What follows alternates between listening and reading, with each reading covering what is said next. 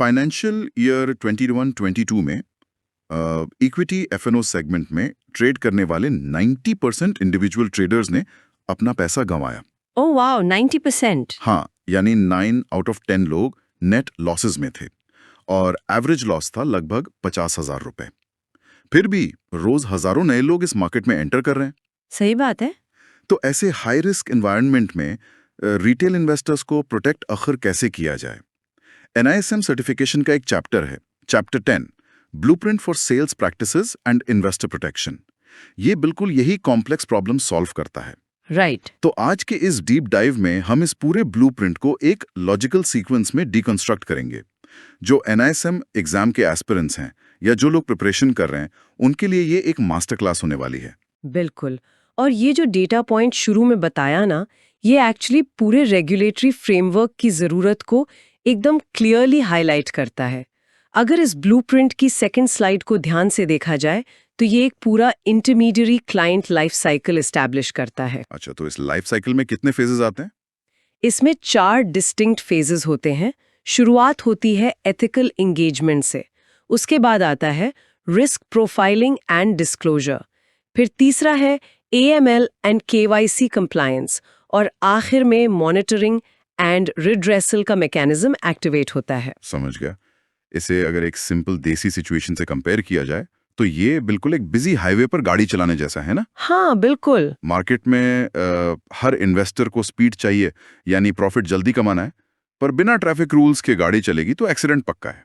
Compliance और regulations वो breaks और स्टीयरिंग हैं जो सिस्टम को क्रैश होने से बचाते हैं। एग्जैक्टली। और इसीलिए इन रेगुलेटरी पैरामीटर्स को मास्टर करना इस ब्लूप्रिंट का कोर ऑब्जेक्टिव है। तो चलिए पहले फेज से स्टार्ट करते हैं, यानी एथिकल एंगेजमेंट और बाउंड्रीज।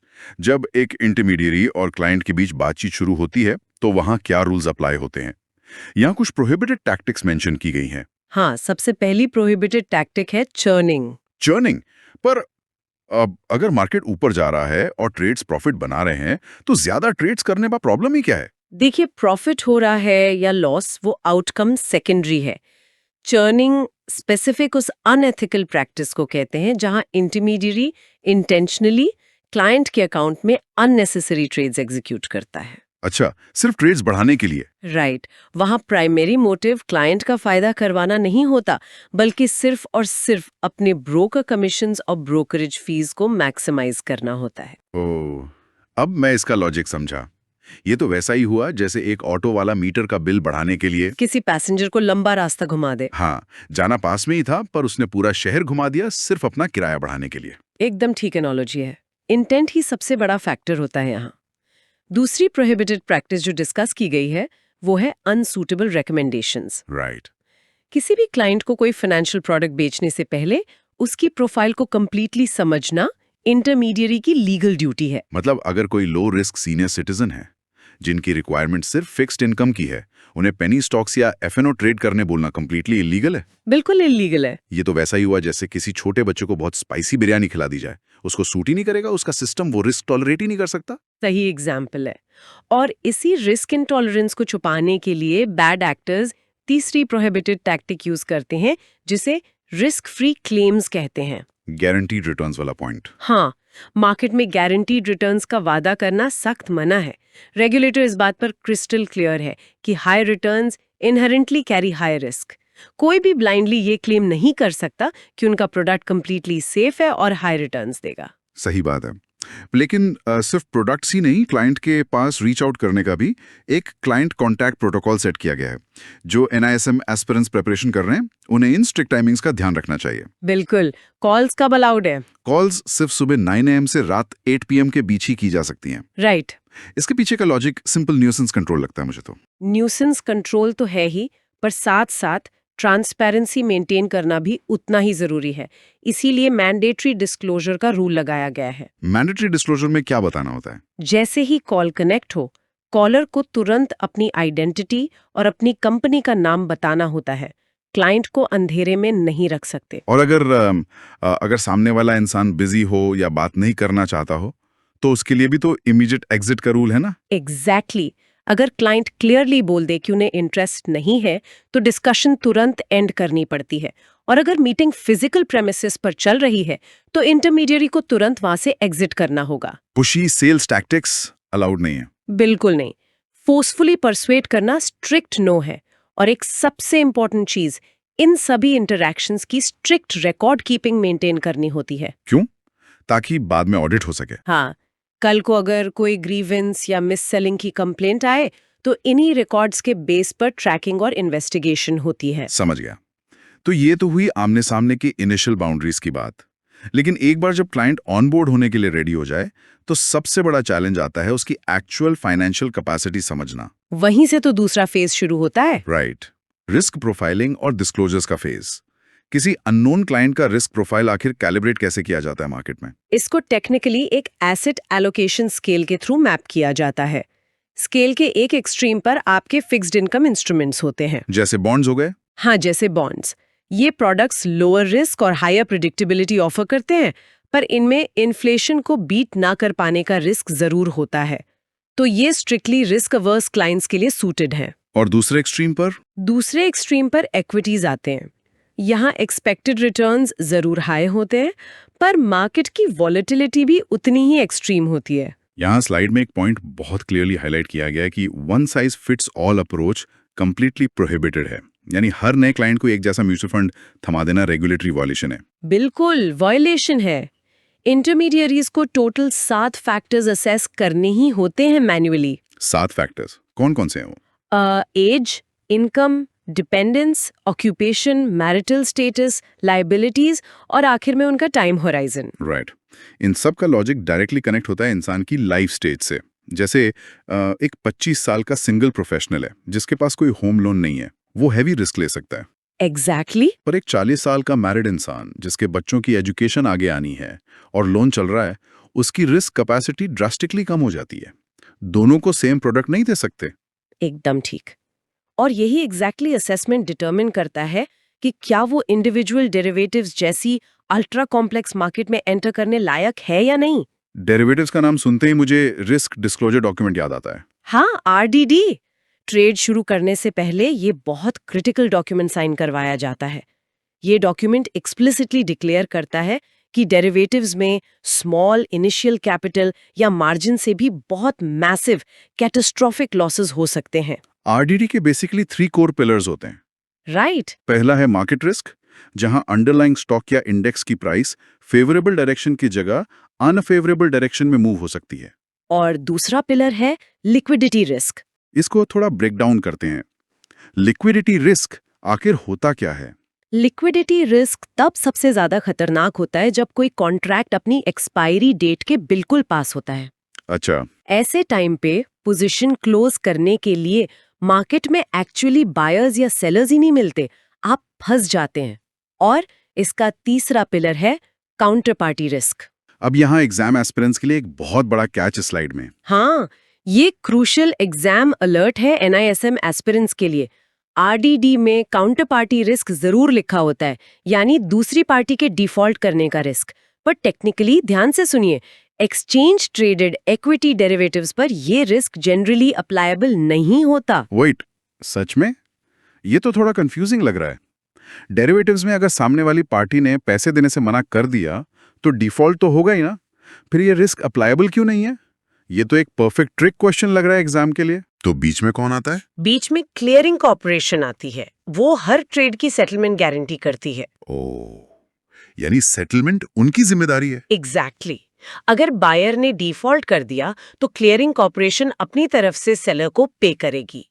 इस स्ट्रिक्ट लीगल गारंटी की वजह से क्लाइंट के ऊपर डायरेक्टली काउंटर पार्टी डिफॉल्ट का रिस्क कभी नहीं आता। ये एक ब्रिलियंट डिस्टिंक्शन है। अब इस रिस्क प्रोफाइलिंग को और थोड़ा स्पेसिफिक बनाते हुए डायग्नोस्टिक मैट्रिक्स को समझते हैं, जो डेरिवेटिव्स के रिस्क्स को ब्रेक डाउन करती है। हाँ, अलग अलग पार्टिसिपेंट्स पर अलग रिस्क सप्लाई होते हैं। जैसे अगर कोई फ्यूचर्स ट्रेडर है तो उसको अपना MTM यानी mark to market daily settle करना पड़ता है। राइट, बिल्कुल। इसमें मार्जिन रिस्क सबसे बड़ा होता है, यानी रोज जो भी नोशनल लॉस हो रहा है वो कैश तुरंत डिपॉजिट करना पड़ता है। अगर डिपॉजिट टाइम पे नहीं हुआ तो broker automatically position square of कर देगा। और अगर हम ऑप्शन बायर की बात करें? ऑप्शन बायर एक्चुअली एक वेस्टिंग एसेट होल्ड करता है। टाइम डिके की वजह से उसकी वैल्यू रोज नेचुरली गिरती रहती है। पर उनका मैक्सिमम रिस्क तो लिमिटेड होता है ना? हाँ, ऑप्शन बायर का जो मैक्सिमम रिस्क है वो स्ट्रिक्टली उसके पे किए गए प्रीमियम तक ही लिमिटेड रहता है। अगर ट्रेड पूरी तरह गलत भी गया तो ज्यादा से ज्यादा वो प्रीमियम 0 हो जाएगा, उससे ज्यादा का लॉस नहीं होगा। लेकिन ऑप्शन सेलर्स यानी राइटर्स के केस में मैकेनिज्म तो कंप्लीटली उल्टा हो जाता है। उनका रिस्क मैथमेटिकली अनलिमिटेड या सब्सटैंशियल लॉस पोटेंशियल शो करता है। राइट। यानी उन्हें प्रीमियम के नाम पर तो एक छोटा सा फिक्स्ड अमाउंट मिला, पर अगर अंडरलाइंग प्राइस अनफेवरेबल मूव कर गई तो पूरा बैंक अकाउंट खाली हो सकता है। ये तो लिटरली किसी अननोन इंसान को एक ब्लैंक चेक साइन करके देने जैसा हुआ। ब्लैंक चेक एकदम परफेक्ट डिस्क्रिप्शन है ऑप्शन सेलिंग के रिस्क प्रोफाइल का। और इस थियोरेटिकल रिस्क का एक्चुअली रियल वर्ल्ड में क्या इम्पैक्ट होता है वो हमने शुरुआत में डिस्कस किए गए डेटा में देखा था। वही सेबी की 2023 वाली स्टडी। एग्जैक्टली। वो स्टडी कंफर्म्स कि FY 2021-22 में 90% इंडिविजुअल ट्रेडर्स लॉस में थे। पर इस पूरी कहानी में एक और बड़ा फैक्टर है जो लोग इग्नोर कर देते हैं, ट्रांजैक्शन कॉस्ट्स। Oh yes. जो लोग नेट लॉसेस बना रहे थे उन्होंने अपने लॉस के ऊपर एक एडिशनल 28% अमाउंट सिर्फ ट्रांजैक्शन कॉस्ट्स में दे दिया, यानी ब्रोकरेज, टैक्सेस और एक्सचेंज फीस में। बिल्कुल। और जो बचे हुए 10% लोग थे जो एक्चुअली थोड़ा प्रॉफिट कमा रहे थे, उनकी रियलिटी भी उतनी अच्छी नहीं थी। सही बात है। प्रॉफिट मेकर्स ने अपने टोटल प्रॉफिट्स का 15 से 50% हिस्सा सिर्फ इन्हीं ट्रांजैक्शन कॉस्ट में गवा दिया। इस हार्श रियलिटी को ट्रांसपेरेंट रखने के लिए ही अब रेगुलेटर्स ने ब्रोकर्स के लिए ये फैक्ट्स कंटिन्यूसली डिस्प्ले करना मैंडेटरी कर दिया है। राइट। और देखिए, जब इतना बड़ा स्केल, हाई ट्रांजैक्शन वॉल्यूम और इतना मैसिव कैपिटल एक ही जगह कंटिन्यूसली घूम रहा हो तो वहां मनी लॉन्ड्रिंग और इलिसिट फंड्स ऑटोमेटिकली अट्रैक्ट होते हैं। पैसे की स्मेल बैड एक्टर्स को ले ही आती है। हाँ, बैड एक्टर्स इस हाई स्पीड फाइनेंशियल सिस्टम के पीछे अपने इलीगल पैसे को छुपाने की कोशिश करते हैं। और यहीं से ये ब्लूप्रिंट अपने तीसरे फेज में एंटर करता है, एंटी मनी लॉन्ड्रिंग यानी AML, KYC और स्पेशल कैटेगरीज का आर्किटेक्चर। तो इस पूरे AML आर्किटेक्चर का फाउंडेशन क्या है? इसका फाउंडेशन है PMLA 2002 यानी prevention of money laundering act. Right. इस एक्ट ने स्ट्रिक्टली डिफाइन किया है कि अनटेंटेड प्रॉपर्टी जो टैक्स चोरी या किसी क्राइम से जनरेट हुई हो उसको मार्केट में इंटीग्रेट करना कंप्लीटली इलीगल है। राइट। और इस आर्किटेक्चर को ग्राउंड पर ऑपरेट करने के लिए 3 कोर पिलर्स बनाए गए हैं। वो 3 पिलर कौन से हैं? पहला है policy for acceptance of clients. इसमें पहले दिन ही रिस्क पैरामीटर सेट किए जाते हैं ताकि फिक्टिशियस अकाउंट्स ओपन ही ना हो सकें। अच्छा। दूसरा पिलर है क्लाइंट आइडेंटिफिकेशन प्रोसीजर, ताकि ग्लोबल सैंक्शन लिस्ट्स और क्रिमिनल डेटाबेसेस के साथ क्लाइंट की आइडेंटिटी रेगुलरली मैच की जा सके। और तीसरा सबसे एक्टिव पिलर है ट्रांजैक्शन मॉनिटरिंग, जिसमें STR भेजी जाती है। एग्जैक्टली। सस्पिशियस एक्टिविटीज पकड़कर FIUIND को सस्पिशियस ट्रांजैक्शन रिपोर्ट्स यानी STR भेजना। इस पूरे प्रोसीजर में स्लाइड नंबर 10 पर एक टर्म पर बहुत फोकस किया गया है, बेनिफिशियल ओनर। ये बेनिफिशियल ओनर आखिर होता कौन है? क्योंकि कंपनी तो अपने नाम पे एग्जिस्ट करती है ना। वही तो कैच है। जब भी कोई अकाउंट किसी लीगल एंटिटी जैसे कंपनी या ट्रस्ट के नाम पर खुलता है तो एक्चुअल इंसान कौन है जो पीछे बैठकर डिसीजन ले रहा है और स्ट्रिंग्स पुल कर रहा है, ये पता लगाना सबसे जरूरी है। यानी जो नेचुरल पर्सन उसको कंट्रोल करता है। राइट। बेनिफिशियल ओनर वही नेचुरल पर्सन होता है जिसके पास उस एंटिटी की अल्टीमेट कंट्रोल या मेजॉरिटी ओनरशिप होती है। पर लोग लीगल एंटिटीज बनाते इसलिए हैं ताकि असल आइडेंटिटी छुपा सकें। ये पूरा प्रोसेस तो बिल्कुल एक प्याज यानी अनियन को छीलने जैसा हो गया है। हाँ, बिल्कुल वैसा ही है। जब तक सारी लेयर्स नहीं हट जाती और वो असली कोर नहीं मिल जाता जो एक्चुअल फाइनेंशियल डिसीजंस ले रहा है, तब तक वेरिफिकेशन रुक नहीं सकती। इस अनियन पीलिंग प्रोसेस को एक्चुअली कस्टमर ड्यू डिलिजेंस या CDD कहा जाता है। और इसके 4 सिस्टमैटिक ऑनगोइंग स्टेप्स डिफाइन किए गए हैं। पहला स्टेप क्या है? पहला स्टेप है ऑब्टेन इन्फॉर्मेशन, यानी आइडेंटिफाई करना कि एंटिटी लीगली ओन कौन कर रहा है। दूसरा स्टेप है आइडेंटिफाई कंट्रोल, ये ट्रेस करना कि ट्रेड के पीछे एक्चुअल डिसीजंस किसकी तरफ से आते हैं। राइट। और तीसरा है वेरीफाई आइडेंटिटी, जो भी डॉक्यूमेंट्स मिले हैं उन्हें इंडिपेंडेंटली कोरॉबरेट करना।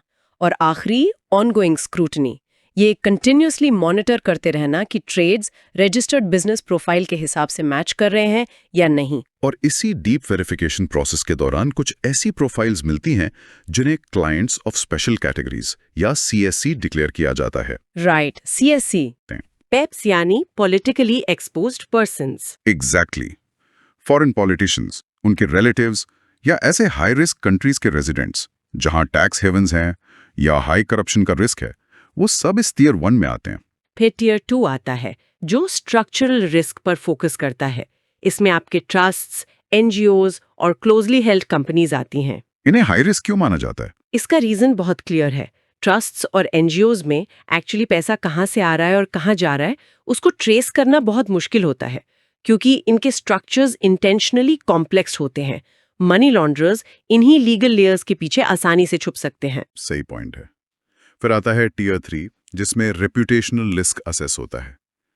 हाई नेटवर्थ इंडिविजुअल्स यानी HNIs, non face to face clients और वो लोग जिनका पब्लिक रिकॉर्ड थोड़ा डूबियस रहा हो, उन्हें एक्स्ट्रा स्क्रूटनी में रखा जाता है। और इन सब हाई रिस्क कैटेगरीज को एफिशिएंटली मैनेज करने के लिए एक KYC डॉक्यूमेंट मैट्रिक्स होती है जो काफी एग्जॉस्टिव है। इंडिविजुअल्स के लिए तो पैन कार्ड मैंडेटरी है आइडेंटिटी प्रूफ के लिए, along with address proofs, right? हाँ, इंडिविजुअल्स के लिए सिंपल है, पर जब बात अकाउंट्स ऑफ कंपनीज की आती है तो सिंपली आइडेंटिटी कार्ड से काम नहीं चलता। वहाँ सर्टिफिकेट ऑफ इनकॉर्पोरेशन चाहिए और memorandum and articles of association यानी MOA और AOA चाहिए। और बोर्ड रेजोल्यूशन भी तो जरूरी है ना? सबसे जरूरी वही है। बोर्ड रेजोल्यूशन की कॉपी इसलिए मैंडेटरी है क्योंकि ये लीगली प्रूफ करता है कि अकाउंट खुलने वाले ऑथराइज सिग्नेटरीज को एक्चुअली कंपनी ने लीगली पावर दी है ये अकाउंट चलाने की। वहीं अगर हम काउंट्स ऑफ पार्टनरशिप्स की बात करें तो उन्हें खोलने के लिए रजिस्ट्रेशन सर्टिफिकेट और पार्टनरशिप डीड सबसे क्रूशियल डॉक्यूमेंट्स बन जाते हैं। लेकिन एक बात है, अब ये फिजिकल पेपरवर्क वाला जमाना धीरे धीरे पीछे छूट रहा है। बिल्कुल। सिस्टम को सिक्योर रखने के साथ साथ एक्सेसिबल बनाना भी तो जरूरी है। और यहीं से हमारे आखिरी और चौथे फेज में एंट्री होती है, मॉडर्नाइजेशन, एसेट प्रोटेक्शन और ग्रीवेंसेस। एग्जैक्टली। KYC अब कंप्लीटली मॉडर्न और टेक ड्रिवन पाथ्स पर शिफ्ट हो रहा है। पहला पाथ है IPV यानी इन पर्सन वेरिफिकेशन, जो फिजिकल होने के साथ साथ अब सीमलेसली वीडियो के थ्रू भी हो सकता है। और API इंटीग्रेशन से तो ये और भी फास्ट हो गया है। हाँ, अगर ऑथेंटिकेशन सीधे eKYC प्रोसेस में डिजिटल सिग्नेचर्स और स्कैन प्रूफ्स के थ्रू हो रही है तो वेरिफिकेशन प्रैक्टिकली इंस्टेंट हो जाती है। पर इन सब टेक्निकल अपडेट्स में एक बहुत बड़ा और रेवोल्यूशनरी मैंडेट आने वाला है अप्रैल 2025 में। यस, PWD एक्सेसिबिलिटी यानी पर्सन्स विद डिसेबिलिटीज के लिए फाइनेंशियल इंक्लूजन। पहले के सिस्टम्स उन लोगों के लिए काफी फ्रिक्शन क्रिएट करते थे जो traditional KYC methods physically follow नहीं कर सकते। अब सुप्रीम कोर्ट और रेगुलेटर्स ने मिलकर नए मैंडेट्स लाए हैं। इसमें चेंज क्या है स्पेसिफिकली? अब डिसेबल्ड इंडिविजुअल्स के डीमार्ट अकाउंट्स उनके लीगल गार्डियन के सिग्नेचर से इजीली ओपन हो सकते हैं। और इससे भी बड़ा टेक्निकल चेंज वीडियो KYC में आया है। पहले AI कैमरा पर इंसान को आई ब्लिंक्स करने को कहता था लाइवलीनेस चेक करने के लिए। हाँ, वो blink to verify system. Right.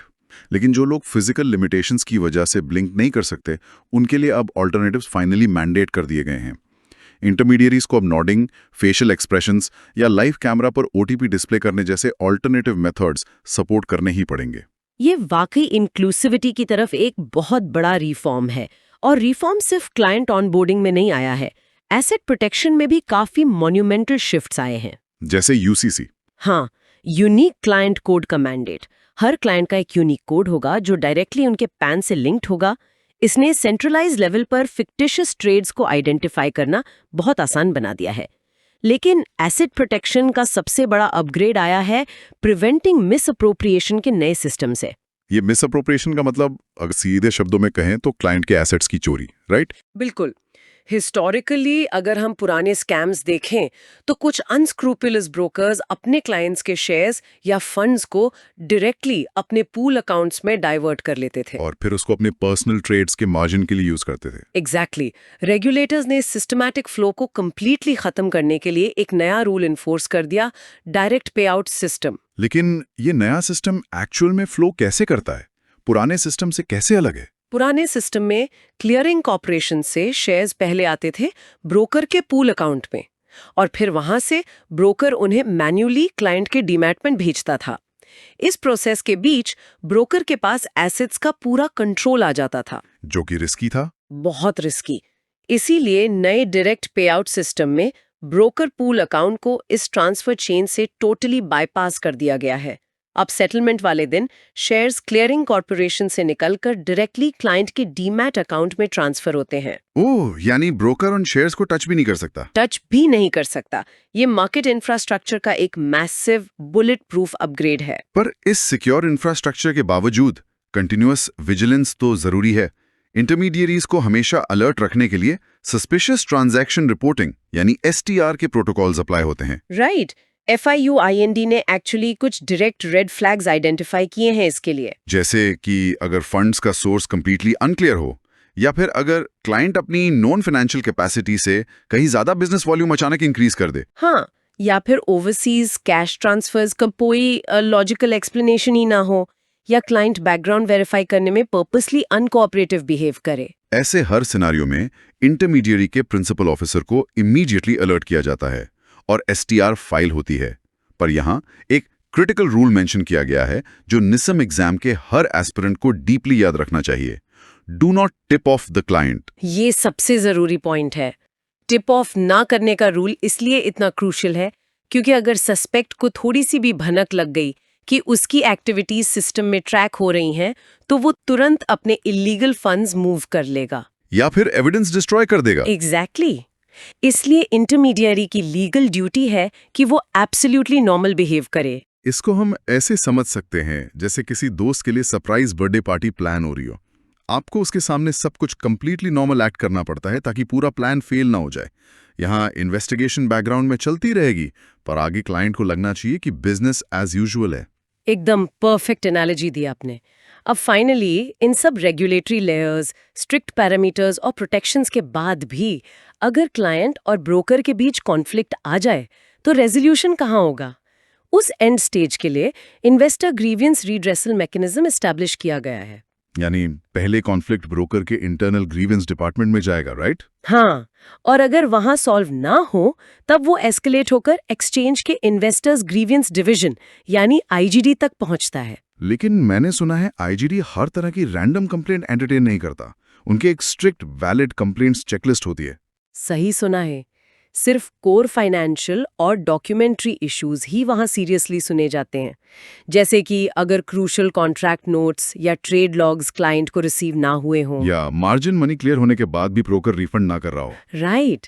बिना एडिक्वेट मार्जिन कलेक्ट किए क्लाइंट के अकाउंट में रेकलेस ट्रेड्स एग्जीक्यूट कर देना भी एक वैलिड ग्रीवेंस है। और आखिर में फंड्स के पे आउट में डिलिबरेट डिले या टोटल नॉन रिसीट। सिर्फ यही लिमिटेड कोर इश्यूज उनकी मीडिएशन प्रोसेस के लिए क्वालिफाई करते हैं। तो इस तरह से ये चारों फेजेस एक कंप्लीटली इंटरकनेक्टेड सेफ्टी नेट बनाते हैं। शुरू में एथिकल बाउंड्रीज ड्रॉ करने से लेकर क्लाइंट की एग्जैक्ट रिस्क कैपेसिटी समझने तक, फिर मनी लॉन्ड्रिंग के कॉम्प्लेक्स स्ट्रक्चर्स को ब्रेक करने, और फाइनली डायरेक्ट पे आउट जैसी मॉडर्न टेक्नोलॉजी से एसेट्स प्रोटेक्ट करने तक। ये NSIM का ब्लूप्रिंट जेन्युइनली मार्केट की इंटेग्रिटी का सबसे बड़ा गार्ड रेल है। पेपर वर्क और बिजनेस स्पीड ब्रेकर मानते हैं। ट्रू, लोग इससे फ्रस्ट्रेट होते हैं। लेकिन रियलिटी में इस रूल बुक में लिखी गई हर एक लाइन, हर नया मैंडेट, चाहे वो डायरेक्ट पे आउट का सिस्टम हो या फिर ये स्ट्रिक्टर KYC नॉर्म्स, ये किसी न किसी पुराने स्कैम, लूप होल या मैसिव इन्वेस्टर लॉसेस का डायरेक्ट नतीजा होती है। रेगुलेटर्स और रूल ब्रेकर्स के बीच ये एक endless cat and mouse game है जो लगातार चल रही है। बहुत पॉइंट की बात है ये। मार्केट और टेक्नोलॉजी कॉन्स्टेंटली इवॉल्व हो रहे हैं, तो आगे चलकर जब हम मार्केट में और नए फाइनेंशियल इनोवेशंस, एल्गोरिथमिक ऑर्डर्स और डेरिवेटिव्स के नए मॉडल्स देखें, तो हमें ऑटोमेटिकली खुद से एंटिसिपेट करना चाहिए कि इस नए इनोवेशन को रेगुलेट करने के लिए अगला बड़ा रूल क्या आने वाला है। बिल्कुल, अगली मूव हमेशा रेगुलेटर्स को प्लान करनी पड़ती है। उसी थॉट के साथ इस डीप डाइव को यहीं कंक्लूड करते हैं। मार्केट मैकेनिज्म और इन स्ट्रिक्ट रेगुलेशंस को डीपली समझने का ये प्रोसेस कंटिन्यूअसली चलते रहना चाहिए जो लोग तैयारी कर रहे हैं उनके लिए। Keep observing and keep analysing.